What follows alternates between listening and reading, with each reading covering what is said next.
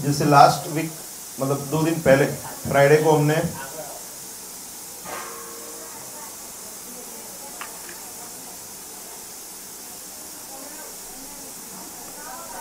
रामायण से पढ़ना शुरू किया था। तो कितने भक्त हैं रामायण पूरा पढ़ चुके हैं? बहुत अच्छी बात है। कितने भक्त हैं जिनको रामायण पढ़ना बाकी है? तो आज सभी लोग रामायण प्राप्त कीजिए, और अगर पढ़ना बाकी है तो पढ़ना शुरू कीजिए, और अगर पढ़ लिया है तो फिर से पढ़िए। ठीक है, आज का दिन है कि एक मौका है कि हम भगवान श्री राम के आविर्भाव का उद्देश्य समझे, उनकी लीलाओं को सुने, और उनके जीवन से जो हमारे लिए जो सीखना है उसको सीखने का प्रयास करें।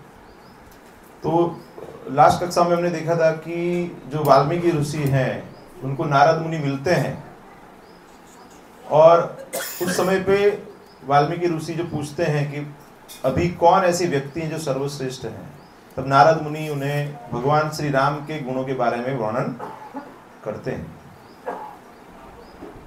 उसके पश्चात वो एक नर पक्षी का वध होता है, और उनके मुख से अनायास कुछ श्लोक निकल जाते हैं काव्यबद्ध।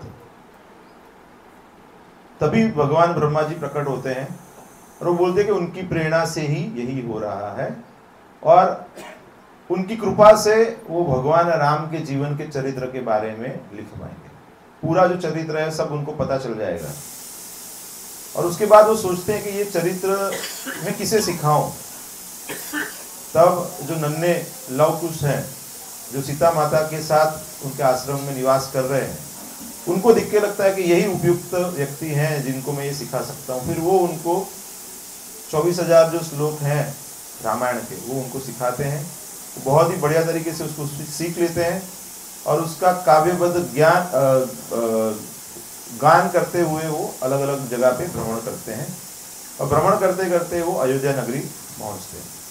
अयोध्या नगरी पहुंच के फिर भगवान राम सुनते हैं, तो फिर उनको वो स्वागत करते हैं। उनको पता चल जाता है कि ये तो ब्राह्मण कुमार लगते हैं, लेकिन ये तो क्षत्रिय लग रहे हैं मतलब।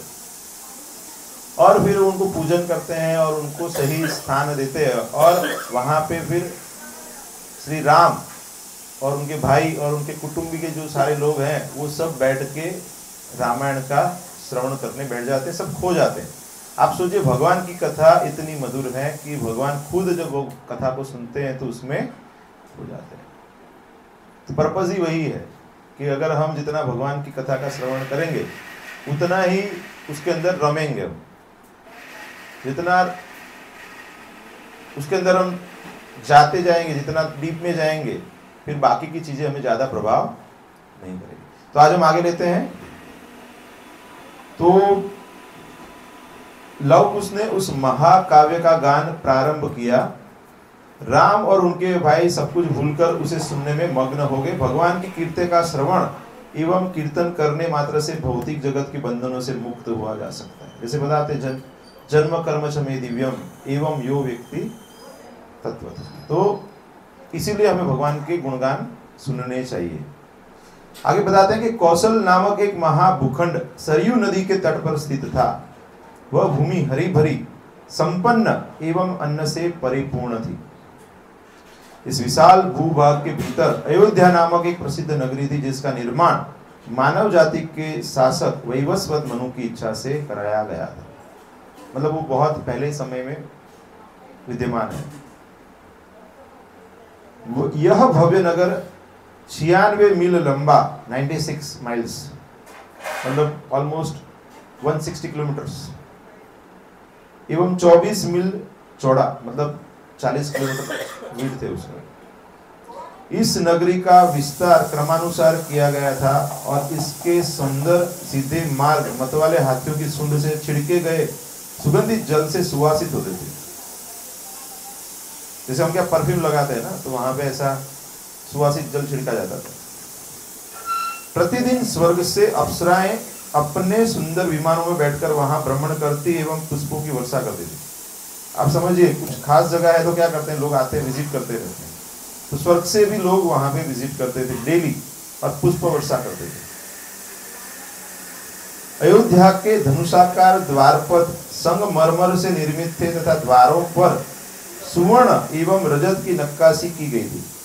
तो अभी तो हम लोग सोना थोड़ा सा 2-5 तोला रहता है, वो भी लॉकर में डालना पड़ता है, वहां पे बाहर सोना और चांदी ये सब लगा हुआ था। बहुमूल्य रत्न जड़े थे। शत्रुओं को दूर भगाने में सक्षम तोप और प्रक्षेपास्त्र नगर की दीवारों की सुरक्षा करते थे।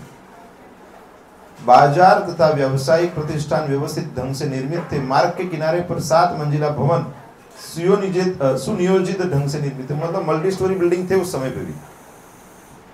हमको लगता है अभी अभी टेक्नोलॉजी है, उस समय पे तो बहुत जो भी भगवान की इच्छा थी वैसे ही होता था, क्योंकि हमारे अंदर जो बुद्धि है वो भगवान की दी हुई है। तो बहुमंजिला महलों से सुशोभित अति सुंदर उद्यानों से आवृत तथा वाद्यों से फूलों से गूंजती हुई अयोध्या नगरी स्वर्ग के राजा इंद्र की नगरी अमरावती से प्रतिस्पर्धा करती थी।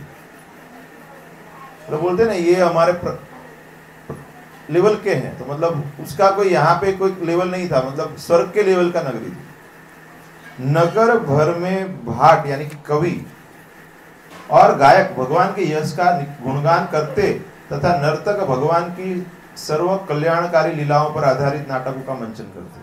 मतलब आनंद प्रमोद भी करते थे, तो कैसे करते थे? भगवान की लीलाओं का ही करते थे। ऐसा गलत नहीं है कि आप गीतों मत नाचिए नहीं, गाइए नहीं, खाना मत खाइए, सब कुछ। जैसे प्रभुपाद जी ने क्या किया है, पूरा जो सिस्टम है उसके अंदर भगवान के आसपास अरेंज कर दिया है।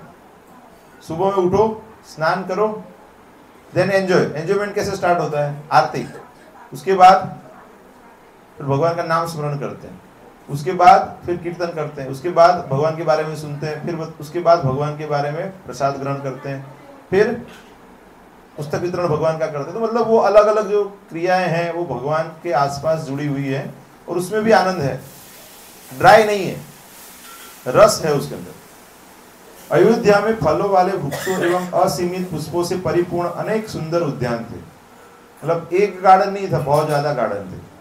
हमको अच्छा लगता है ना, कहीं पे उद्यान देखते हैं तो हम क्या करते हैं, बैठते हैं वहां पे, अच्छा लगता है। कहीं पे भी कोई भी नई जगह बनती है तो वहां पे क्या करते हैं, वो गार्डन भी डेवलप करते हैं। कहीं पे भी आप जाइए, बहुत अच्छा लगता है हमें।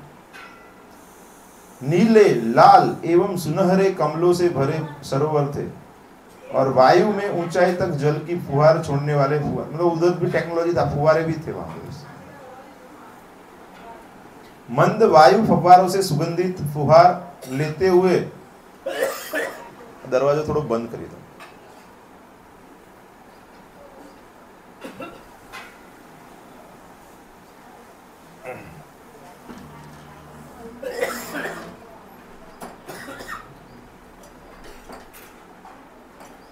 सारस एवं मयूर की ध्वनि सर्वत्र सुनी जा सकती थी। अयोध्या के जल स्रोतों एवं छोटी नदियों में प्रवाहित जल गन्ने के रस के समान मधुर था। मतलब अभी जो लोग अभी बड़ी उम्र के बोलते हैं ना, पहले खाने में टेस्ट था, पानी भी अच्छा था। तो उस समय पे क्या था, भगवान के समय में, मतलब उस समय पे जो पानी था वो गन्ने के जूस जैसा लगता था। मतलब अगर गन्ने का जूस पीना है तो 30 रुपए का एक ग्लास मिलता है, बिना बर्फ के पीना है तो 40 रुपया ले लेते हैं। वहां पे क्या है, पानी आप ले लो, एकदम मधुर है, अच्छा है। और उनका उपयोग न केवल पेय जल के रूप में अपितु अनेक आम्र कुंजों को सींचने में। अभी वो आम का सीजन आ रहा है, अभी कितने लोगों को आम पसंद है? सबको पसंद है। तो वहां पे आम्र कुंजों को वही पानी से सींचा था। अभी वो मीठा पानी सींच रहे तो आम कितने मीठे रहेंगे। सुंदर संरचना वाले अनेक भवन और महल बहुमूल्य पत्थरों से निर्मित थे। मतलब सीमेंट कंक्रीट वाला नहीं था, वहां बहुत बढ़िया क्वालिटी के पत्थर। अभी पत्थर का कुछ मंदिर बनाना है तो महंगा हो जाता है, बजट से बाहर चला जाता है। एवं पताकाओं तथा तोरणों से सुसज्जित थे। उनका सौंदर्य वैकुंठ के महलों से प्रतिस्पर्धा करता था। सहस्त्रों योद्धा इस भव्य नगरी की सुरक्षा करते थे। अयोध्या, अयोध्या का मतलब क्या है? जहां पे कोई युद्ध करने का सोच नहीं सकता है। अंदर के लोग तो शांत है ही, लेकिन उतना स्ट्रांग है कि बाहर के लोग डरते थे, भाई वहां पे युद्ध नहीं कर सकते। और 10 रथ, 10 दिशाओं में वो युद्ध कर सकते थे, ऐसे राजा थे। मतलब भगवान राम के पिता ऐसे वैसे थोड़ी रहेंगे। भगवान राम के पिता है तो महाप्रताप ही रहेंगे ना। दशरथ नंदन राम बोलते हैं हम, तो जैसे तैसे तो नहीं रहेंगे उनके पिता। तो अयोध्या वैसी नगरी थी। तो सहस्त्र योद्धा इस भव्य नगरी की सुरक्षा करते थे। वे इतने निपुण धनुर्धर तथा रथ योद्धा थे कि सहस्त्रों व्यक्तियों से एक साथ युद्ध कर सकते थे। लेकिन कोई युद्ध करने आता नहीं था। सब लोग रिस्पेक्ट देके अपना टैक्स दे देते थे वहां पे, क्योंकि वो लोग समझते थे कि भाई ये मेन राजा है, इनके साथ रहने में ही अच्छा है, इनके साथ पैर नहीं रखना चाहिए। अयोध्या के मार्गों में सदैव यात्रियों का आवागमन रहता, मतलब अच्छी मेन जगह है। तो लोग अभी देखिए, अभी अयोध्या में भगवान राम का फिर से बड़ा मंदिर बन गया है। अभी कितना 2 साल हो जाएगा ना। तो अभी आप देखिए कितने लोग वहां पे विजिट करते। तो जब भगवान वहां पे रहेंगे उस समय पे, तो कितना वो वहां पे रहेगा। लोगों को एक ऑस्पिशियसनेस, जो पवित्रता है, उसका अनुभव रहता है वहां पे। सभी भागों से राजा और राजकुमार अपना अपना वार्षिक भुगतान करने आते और अयोध्या के राजा के प्रति आदर प्रकट करते। व्यापारी गण निकट एवं दूरस्थ स्थानों से आकर क्रय विक्रय हेतु एकत्रित होते, मतलब बिजनेस सेंटर भी था। ब्राह्मण पुरोहित प्रायः भगवान विष्णु का गुणगान करते हुए एवं वैदिक श्लोकों का उच्चारण करते हुए यज्ञ अग्नि में भी घी की आहुति देते हुए देखे जाते। मतलब प्रॉपर वैदिक संस्कृति का पालन किया जाता था, यज्ञ चलते रहते थे। शास्त्र में, भगवत गीता में बताते हैं ना कि जहां पे यज्ञ है वहां पे ही सब कुछ है। यज्ञ कौन है? विष्णु है। यज्ञ और विष्णु अभिन्न है। तो जब हम यज्ञ करेंगे तो क्या होगा? भगवान प्रसन्न होंगे। भगवान प्रसन्न होंगे तो क्या होगा? बारिश होगी। बारिश हो गया तो अन्न प्राप्त करेंगे, और अन्न प्राप्त करेंगे तो जो सारे जीवात्मा है वो अच्छे से जी पाएंगे। तो आजकल क्या लगता है लोगों को कि हम पैसा कमाते हैं इसलिए हमको खाना मिलता है। प्रभुपाद जी महाराज बताते हैं कि कलयुग में तो और यज्ञ हम कर नहीं सकते हैं, इतना हमारे पास द्रव्य नहीं है, धन धान्य नहीं है, लेकिन हम सभी साथ में मिलके संकीर्तन यज्ञ कर सकते हैं। हरे कृष्ण कृष्ण कृष्ण हरे हरे, हरे राम राम राम हरे हरे। तो प्रैक्टिकली ऐसे रिकमेंडेड है कि जहां पे भी कुछ समझिए कि बारिश नहीं हो रही है तो वहां पे ज्यादा से ज्यादा हरिनाम करना चाहिए। तो भगवान की कृपा से वह जगह पे भी बारिश प्राप्त हो। आर्टिफिशियली वो एरोप्लेन से छिड़काव करके वो करने का कोई मतलब नहीं है, वो आर्टिफिशियल टेम्पररी है। आगे बताते हैं कि अपनी इंद्रियों पर नियंत्रण रखने वाले सत्य को समर्पित ये ब्राह्मण समस्त गुणों से युक्त थे। मतलब आप समझिए कि ये भगवान राम जहां पे आने वाले हैं वहां पे भले त्रेता युग था, सतयुग जैसा ही वातावरण था। महाराज दशरथ संपूर्ण पृथ्वी के शासक और एक महान राजर्षि थे। मतलब ऐसे वैसे राजा नहीं थे, राज ऋषि थे। वे एक महर्षि के समान प्रख्यात थे। वे असीमित शत्रुओं के साथ अकेले युद्ध करने में सक्षम उग्र योद्धा थे। उनके तथा प्रजा के धार्मिक होने के कारण अयोध्या एक प्रामाणिक वैदिक सभ्यता का सजीव चित्र प्रस्तुत करती थी। प्रत्येक कल्पनीय धन वैभव वहां पूर्णता से उपलब्ध था और पापमय जीवन से उत्पन्न होने वाले भौतिक दुख व्यावहारिक तौर पर नगण्य थे, मतलब निग्लिजिबल था। अयोध्या में चारों वर्ण यथा ब्राह्मण, क्षत्रिय, वैश्य तथा शूद्र राज्य की शांति एवं संपन्नता बनाए रखने के लिए संयुक्त प्रयास करते थे। जैसे हमारे शरीर में हमारा सिर है, छाती है, हाथ पैर, जो सारे अंग हैं सब मिलके काम करेंगे तो हमारा शरीर का ध्यान रहेगा। वैसे ही सोसाइटी में दिव्य वर्ण व्यवस्था के अनुसार अगर सभी लोग भगवान की सेवा में लग जाएंगे तो अपना कार्य करते करते भी वो भगवान को प्राप्त कर सकते हैं। तो इसीलिए आपके अंदर जो भगवान ने शक्ति दी है, आपके पास जो क्षमता है, उसके हिसाब से आप भगवान की सेवा में लग सकते हैं। प्रभुपाद जी ने प्रैक्टिकली किया। फॉरेन में अलग अलग लोगों के पास अलग अलग स्किल्स थी। कुछ लोगों को कारपेंटिंग वो वर्क आता था, तो उनको बोला आप रथ यात्रा के लिए रथ बनाओ। किसी को चित्र बनाना अच्छा आता था, तो बोले कि आप भगवान के बढ़िया बढ़िया चित्र बनाओ। कोई कोई लोगों को तो खाना बनाना अच्छा लगता था, तो उनको बोला आप भगवान के लिए भोग अर्पण करने के लिए बड़ा बड़ा स्वादिष्ट प्रसाद बनाइए आप उनके लिए। और कुछ लोगों को कीर्तन करना अच्छा लगता था, डांसिंग, सिंगिंग, तो बोले आप बाहर निकलो, जाके बाहर कीर्तन करो, अंदर मत करो, बाहर जाके सबको जोड़ो।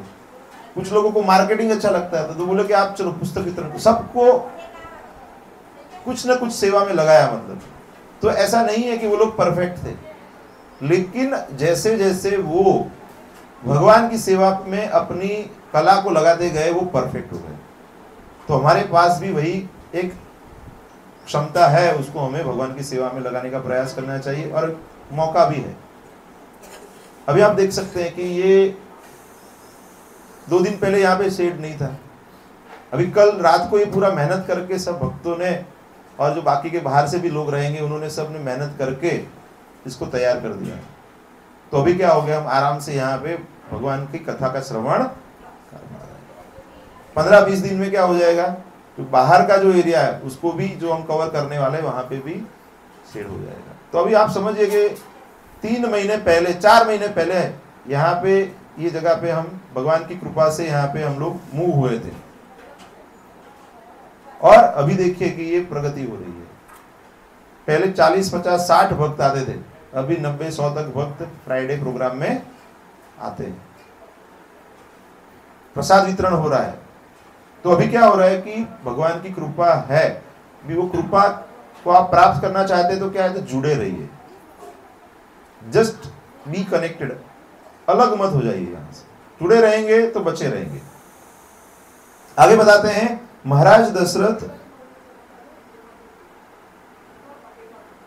के वहां पे प्रत्येक कल्पनीय धन वैभव पूर्णता से उपलब्ध था, और पापमय जीवन से उत्पन्न होने वाले भौतिक दुख व्यवहारिक तौर पर नगण्य थे। यह नगरी में कोई न तो चोरी करता था, न ही कोई कृपण था। कृपण मतलब अभी कैसे लोगों के पास रहता है लेकिन देते नहीं है। एक रहता है ब्राह्मण और दूसरा रहता है कृपण। ब्राह्मण का मतलब क्या है, उसके पास कुछ भी रहेगा तो दे देगा, वो ब्राह्मणत्व का गुण है। कुछ बोलते हैं ना हम ब्राह्मण है, तो ब्राह्मण का मतलब क्या है, वो अपने लिए नहीं रखता है, भगवान की सेवा में सब लगा देता है। और कृपण का मतलब क्या है, कुछ भी रहेगा वो भगवान की सेवा में लगाएगा नहीं, खुद भी यूज नहीं करेगा और किसी को यूज भी नहीं करने देगा। कंजूस बोलते हैं ना। लेकिन भगवान के भक्त कैसे रहते हैं, उदार रहते हैं, तो उनको पता है कि उनको जो प्राप्त है वो सब भगवान की सेवा में लगाना चाहिए।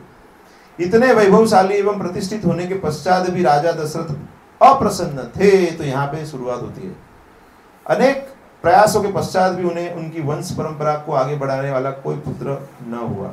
3 रानियां थी, कौन कौन थे, कौशल्या माता, कैकेयी माता और सुमित्रा माता, 3 रानियां थी, लेकिन उनको किसी को भी पुत्र प्राप्त, उनको एक पुत्री थी पता है आपको सब, लेकिन पुत्र प्राप्त नहीं था, क्योंकि राजा को आगे जो शासन करना है तो पुत्र प्राप्त चाहिए।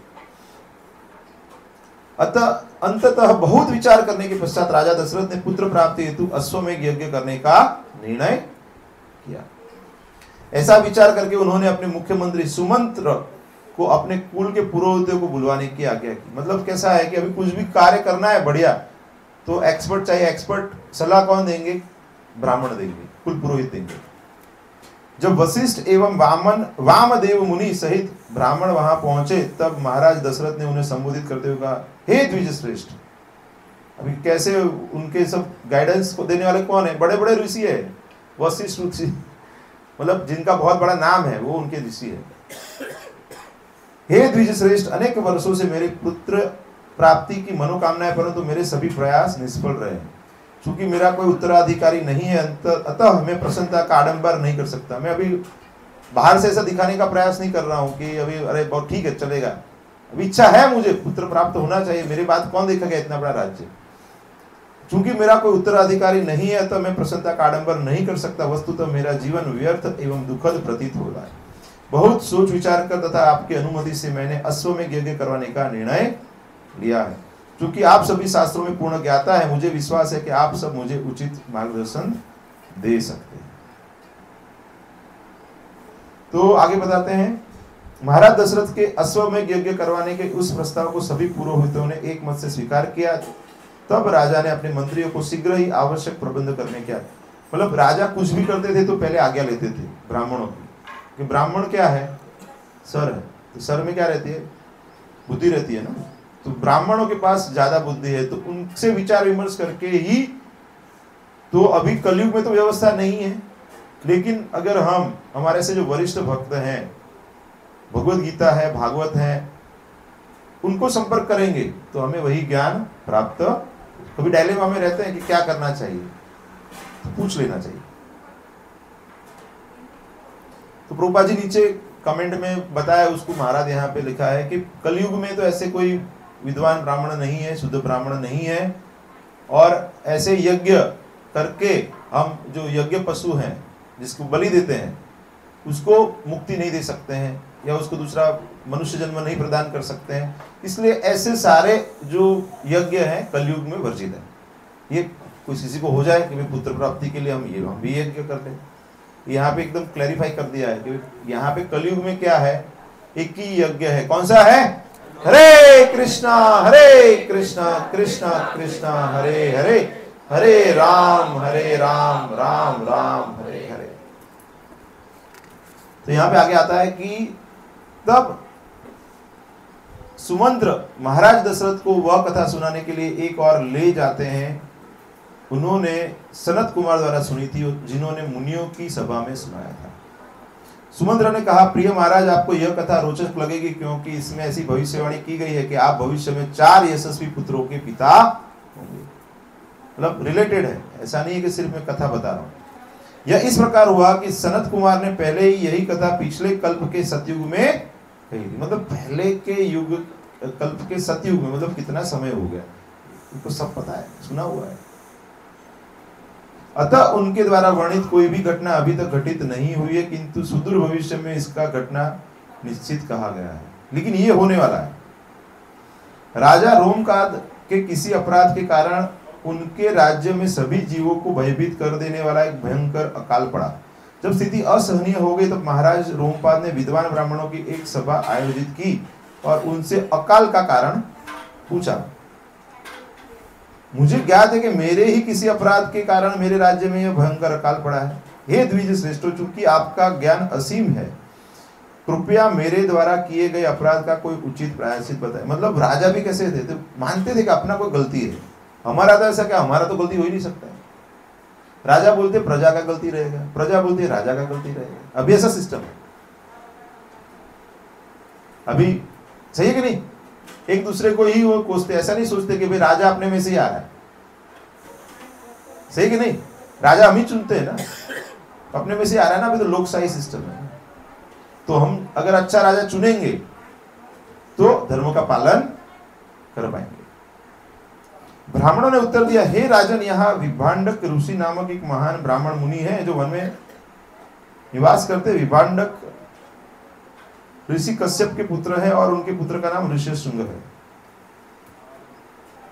यदि आप इस ऋषि पुत्र को अपने राज्य में लाकर उनसे अपनी पुत्री शांता का विवाह करा दें, तब अकाल तुरंत समाप्त हो जाएगा। अभी उसका बहुत लंबा स्टोरी है, लेकिन उसमें नहीं जाएंगे।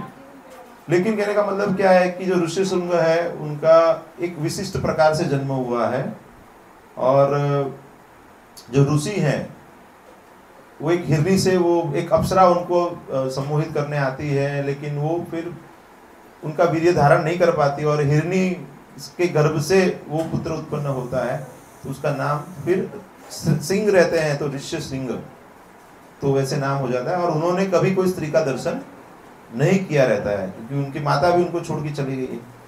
तो उसके बाद ऐसे व्यक्ति की जरूरत थी कि जिसने कभी भी स्त्री का दर्शन न, कोई भी व्यक्ति माता का तो दर्शन किया ही रहता है, तो ऐसा व्यक्ति मिलना मुश्किल है, लेकिन ये ऐसे व्यक्ति थे। तो फिर क्या करते हैं कि यहाँ से कुछ गणिकाओं को भेजते हैं और उनको बोलते हैं कि आप उनको यहाँ पे कैसे भी करके लेके आइए। और फिर उन्होंने तो, उनको लगा ये भी कोई ऋषि रहेंगे, उन्होंने तो कभी देखा ही नहीं था ऋषि सिंह ने, और उनको लगता है कि ये कुछ खाना अच्छा अच्छा देते हैं उनको, वो कंदमूल खाते हैं, उसके बदले उनको सुस्वादु भोजन देता है। वो बोलते कि आप यहाँ पे रह रहे, आप हम आपके घर पे आए तो आप भी हमारे घर पे आए। फिर एक बोट है उसके अंदर वो उनको बिठा के फिर वो राजा रोमपाद के वहाँ पे लेके आ जाते हैं, और वहाँ पे फिर राजा उनका स्वागत करते हैं, उनको बोल देते हैं कि भाई अभी हम ये पर्पज से आपको लेके आए हैं और आप मेरी पुत्री का पानी ग्रहण कीजिए। उनके साथ विवाह करते हैं और फिर वैसे करके फिर वहाँ पे बारिश होती है। तो ये पूरी कथा है। तो आगे बताते हैं कि ये सब कथा बताया उनको कि मतलब ऐसे ऐसे हुआ। और लेकिन जो राजा रोमपाद के जो जमाई है ऋष्य श्रृंग, उनको जो साथ जिनका विवाह हुआ है, जो शांता है, वो तो आपकी पुत्री है। राजा रोमपाद को तो आपने ही, उनको कोई बच्चा नहीं था तो आपने दे दिया था, गोद दे दिया था, तो शांता आपकी पुत्री है, तो आपके जमाई है। तो बोले क्या करना चाहिए? तो बोले कि वही ऐसे विद्वान है कि ये जो यज्ञ कर पाएंगे। ये यज्ञ करने के लिए ऐसा कोई व्यक्ति भी चाहिए जो योग्य हो। आपके तो घर में ही है, आपको पता नहीं है। तो बोले हाँ। फिर वो चले जाते हैं वहां पे राजा रोमपाद के राज्य में, क्योंकि उनके भाई ही है वो, वहां पे चले जाते हैं और फिर वो उनको सब बताते हैं कि भाई ऐसा ऐसा है। तो वो भी प्रणाम करते, बोले ये तो आपके ससुर तो यही है। तो फिर उनको प्रणाम करते, उनका थोड़ा दिन रुकते वहां पे, और फिर उनको दशरथ महाराज अयोध्या में लेके आते हैं। अयोध्या में आने के बाद क्या होता है कि फिर वो यज्ञ की शुरुआत करते हैं। अभी अश्वमेध में कैसा है कि उसको अश्व को लेके कुछ राजकुमार जाते हैं, पूरा विश्व में भ्रमण करके अश्व नहीं आता है, कोई विरोध नहीं करता है, तब तक उसको माना नहीं जाता है। और उनका अलग स्थिति था, तो कोई विरोध करने वाला नहीं था उस समय। तो मतलब वो बहुत तेजस्वी ओजस्वी थे। तो उस समय के बाद वो फिर वापस आते हैं और फिर यज्ञ संपन्न होता है। काफी डिटेल में यहाँ पे वर्णन है, मैं थोड़ा सा समय नहीं है इसलिए आपको थोड़ा सा ऊपर ऊपर से बता रहा हूं। तो आगे बताया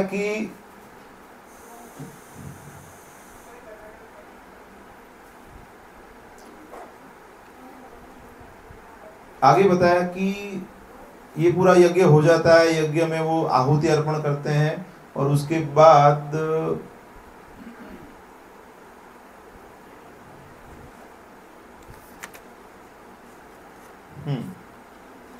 यज्ञ पुरुष भगवान विष्णु आते हैं वहां पे। उस समय पे यज्ञ पुरुष कौन है? भगवान विष्णु आते हैं। उन्होंने बोला विश्वास रखो, अब भयभीत होने की कोई आवश्यकता नहीं है। मैं शीघ्र ही तुम्हारे शत्रु एवं राक्षसों के राजा के पराजित करके इस पृथ्वी पर 11,000 वर्षों तक शासन करूंगा। ऐसा कहकर भगवान विष्णु अंतर्धान हो जाते हैं। तो देवताओं को वो आदेश देते हैं और उसके बाद भगवान जो यज्ञ पुरुष हैं वो उत्पन्न होते हैं। तो जिनका शारीरिक लक्षण शुभ द्योतक थे, यह व्यक्तित्व असीम शक्तिशाली प्रतीत होता था। उनके दिव्य आभूषण धारण किए हुए थे और उनके हाथ में खीर से भरा हुआ, मतलब वो जो पर्पज से जो यज्ञ किया था वो संपन्न हो गया। तो अभी उनको जो प्रसाद जो प्राप्त होना था वो भी प्राप्त होगा। मैं भगवान विष्णु का दूत हूँ। तो पहले भगवान ने जो बताया था कि मैं आने वाला हूँ देवताओं, तो वही उसके अंतर्गत वो उनके दूत को भेजते हैं। कृपया मुझे बताएं कि मैं आपकी क्या सेवा कर सकता हूँ। भगवान विष्णु के सेवक ने कहा, खीर का यह पात्र आपके द्वारा संपन्न किए गए 2 यज्ञों का फल है। तो वो 2 यज्ञ करते हैं, अश्वमेध यज्ञ भी करते हैं, पुत्र कामेष्टि यज्ञ भी करते हैं। तो वो दोनों, क्योंकि वो बोलते हैं कि आपने अश्वमेध यज्ञ किया लेकिन मेरी इच्छा है कि आप पुत्र कामेष्टि यज्ञ भी कीजिए, तो फिर वो भी यज्ञ करते हैं। तो ये दोनों यज्ञ के फलस्वरूप उनको वो पायस पात्र मिलता है। उनके द्वारा आपके 4 पुत्र प्राप्त होंगे जो सदैव आपकी प्रसिद्धि को चिरस्थायी रखेंगे। महाराज दशरथ ने प्रसन्नतापूर्वक उस पात्र को ग्रहण किया तथा विष्णु दूत की परिक्रमा की। मतलब भगवान के जो दूत है उसको भगवान की तरह ही सम्मान दिया जाता है। जब भगवान विष्णु के दूत अंतर्धान हो गए तब राजा महाराज दशरथ ने शीघ्र ही वही खीर अपनी पत्नियों में वितरित की, क्योंकि वे पुत्र प्राप्ति के लिए आतुर थे। महाराज दशरथ ने कौशल्या को खीर का आधा भाग, सुमित्रा को 1/4 और कैकेयी को 8वां भाग दिया। तत्पश्चात कुछ सोचकर उन्होंने शेष 8वां भाग सुमित्रा को दे दिया। तीनों पत्नियों ने अत्यंत प्रसन्न हुई, क्योंकि उनके विश्वास था कि अब वे शीघ्र मातृत्व का सुख प्राप्त करने वाले। तीनों रानियों ने उत्सुकता पूर्वक अपने हिस्से की खीर खाई और उसके पश्चात उन्हें अपने गर्भ में दिव्य अंश की उपस्थिति को अनुभव किया। ये साधारण हमारे जैसा जन्म नहीं है, दिव्य जन्म है, क्योंकि भगवान स्वयं आते हैं तो दिव्य तरीके से आते हैं। अपनी पत्नियों के गर्भवती होने की सूचना प्राप्त कर महाराज दशरथ अत्यंत संतुष्ट हुए। अभी हम देखते हैं आईवीएफ से बच्चा पैदा होता है कि नहीं?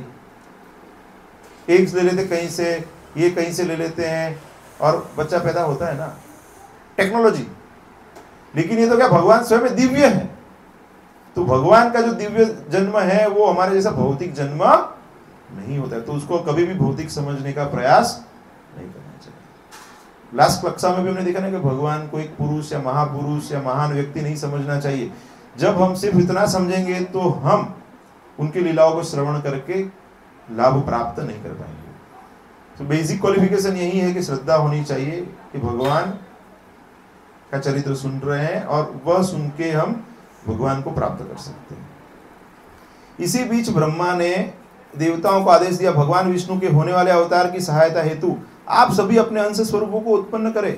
वानर स्वरूप में आपके द्वारा उत्पन्न संतान अप्सराओं, मादा वानरों, मादा यक्षों, नागों, विद्याधरों एवं अन्य दिव्य जीवों के संसर्ग से इच्छानुसार कोई भी रूप धारण करने में समर्थ एवं चमत्कारी शक्तियों से संपन्न होनी चाहिए। साथ ही वे कुशाग्र बुद्धि वाले, शस्त्र विद्या में निपुण, भगवान विष्णु के समान पराक्रम वाले एवं दैवी स्वरूप वाले होने चाहिए। क्योंकि क्या है, देवताओं ने प्रार्थना की क्यों थी? क्योंकि रावण का कोप था, रावण का प्रॉब्लम था। तो भगवान राम के आने का मुख्य उद्देश्य, दो उद्देश्य थे, एक तो हमारे जैसे जो भक्त हैं उनको रिक्लेम करने के लिए, और दूसरा क्या है, रावण का विनाश करने के लिए। ब्रह्मा की आज्ञा पाकर इंद्र ने बाली, सूर्य ने सुग्रीव, बृहस्पति ने तार, कुबेर ने गंधमाद, विश्वकर्मा ने नल, वरुण ने सुनेश तथा वायु ने हनुमान को जन्म दिया। मतलब भगवान की सहायता करने के लिए देवता भी अलग अलग स्वरूप में मदद कर रहे हैं। इन मुख्य वानरों के अतिरिक्त सहस्त्रों अन्य वानरों ने भगवान विष्णु के कार्य में सहायता हेतु जन्म लिया। बोलते ना, भगवान के आने के पहले पूरा प्लेटफॉर्म रेडी हो जाता है। अभी जो मेन कोई कलाकार आने वाले हैं, कोई लीला करने के लिए भगवान आ रहे हैं, तो उसके पहले लीला में जो लोग चाहिए उनको तो पहले आना पड़ेगा ना। वे सभी पर्वतों के समान विशाल थे एवं रावण से युद्ध करने के लिए व्याकुल थे। मतलब उनको पता था कि लाइफ का मेन लक्ष्य क्या है, रावण को परास्त करना। देवताओं के समान ही इन वानरों ने गर्भाधान के तुरंत बाद ही जन्म ले लिया। हमारे जैसा नहीं है, मतलब वो इतना महीना के बाद जन्म होगा, ये सब दिव्य है। वे सभी इतने शक्तिशाली थे कि अपनी शक्ति के सागर में भी उथल पुथल मचा सकते थे। सागर से हमें कितना डर लगता है, वो सागर को भी हिला सकते। इस प्रकार निर्मित जीवों की 3 श्रेणियां थी, भालू, वानर और वे वानर जिनकी गाय के समान लंबी पूंछ थी। चूंकि इन भालू एवं वानरों की संख्या 1 करोड़ से भी अधिक थी, अतः वे संपूर्ण पृथ्वी पर फैल गए।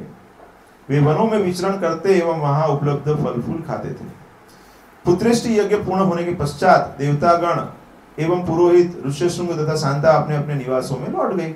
12 मास के गर्भ के पश्चात आज का जो दिन है, चैत्र मास के शुक्ल पक्ष में नवमी के दिन कौशल्या ने एक बालक को जन्म दिया। तो आज का जो दिन है, जो भगवान श्री राम का प्रागट्य दिन है, इस दिव्य शिशु के नेत्र एवं अधर लाल थे, भुजाएं लंबी तथा वह सभी मंगल चिन्हों से अलंकृत था। कौशल्या का पुत्र भगवान विष्णु द्वारा प्रदान की गई खीर के आधे भाग का प्रतिनिधित्व। टेक्निकली हमको ऐसा सब लगता है, लेकिन वो मतलब भगवान के पूर्ण शक्तियां। भगवान ऐसा है कि एक पूर्ण में से दूसरा पूर्ण आ जाए फिर भी पूर्ण बचता है। शीघ्र ही दशरथ की कनिष्ठतम रानी कैकेयी ने उस खीर के 8वें भाग का प्रतिनिधित्व करने वाले पुत्र को जन्म दिया। फिर कौशल्या के पुत्र के जन्म के 2 दिवस पश्चात सुमित्रा के जुड़वा बालकों को जन्म दिया, जो खीर के शेष भागों का प्रतिनिधित्व कर रहे थे। ये चारों शिशु एक दूसरे से मिलते जुलते, मतलब समान ही लगते थे, अत्यंत तेजस्वी एवं आकर्षक थे। वस्तुतः भगवान महाराज दशरथ के पुत्रों के जन्म पर देवताओं ने स्वर्ग से पुष्पवृष्टि, क्योंकि उनको तो पता है उनके उद्देश्य से तो भगवान प्रकट हो रहे हैं। अभी गंधर्वों ने गीत गाए एवं मधुर वाद्य यंत्र बजाए। अभी हम यहाँ पे भगवान का कथा श्रवण कर रहे हैं, तो यहाँ पे और अन्य जीव भी कथा श्रवण करते हैं, ठीक है, जिनको हम देख नहीं पाते। तो जहां पे भी राम की कथा होती है, जहां पे भी कृष्ण की कथा होती है, वहां पे अन्य लोग भी उसका श्रवण करते हैं। अयोध्या में एक महोत्सव हुआ, मार्गों पर विशाल जन समूह उमड़ पड़ा। इस उत्सव में वादक, नर्तक तथा नागरिकों के साथ अभिनेताओं ने भी भाग लिया। वहां पे भी कलाकार लोग रहते रहेंगे तो उन्होंने भी एक्टिंग किया सब। कौशल्या ने के बालक के जन्म के 13 दिवस पश्चात महाराज दशरथ के पुत्र कुल पुरोहित वशिष्ठ मुनि ने नामकरण संस्कार संपन्न किया। उस भाग्यवान ऋषि ने कौशल्या के पुत्र का नाम राम। भाग्यवान ऋषि क्यों है? क्योंकि भगवान के कुल में है। समझ रहे ना? वो बोलते ना कि आपका कुल क्यों इंपॉर्टेंट है? क्योंकि वो कुल में कुछ महान व्यक्ति हो जाते हैं तो उसकी वजह से आपका कुल का महत्व है और आपका भी महत्व। तो क्या नाम रखा है? कैकेयी के कौशल्या के पुत्र का नाम राम, कैकेयी के पुत्र का नाम भरत तथा सुमित्रा के जुड़वा पुत्रों का नाम लक्ष्मण और शत्रुघ्न होगा, ऐसा रखा उन्होंने।